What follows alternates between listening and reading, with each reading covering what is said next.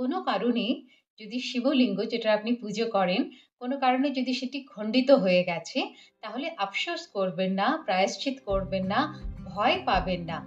ওটাতে কিন্তু কিচ্ছু হয় না। আপনি যেরকম আগে পুজো করছিলেন, সেইভাবেই সেটি পুজো করে আসবেন।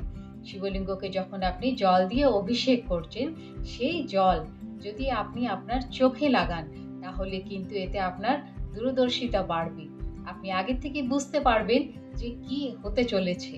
আপনি যদি সেই অভিষেকের জলকে নিজের কণ্ঠে লাগাবেন, তাহলে কিন্তু আপনার বাণী খুব মধুর হয়ে যাবে। সবাই আপনাকে শুনতে চাইবে, সবাই আপনার সাথে কথা বলতে চাইবে।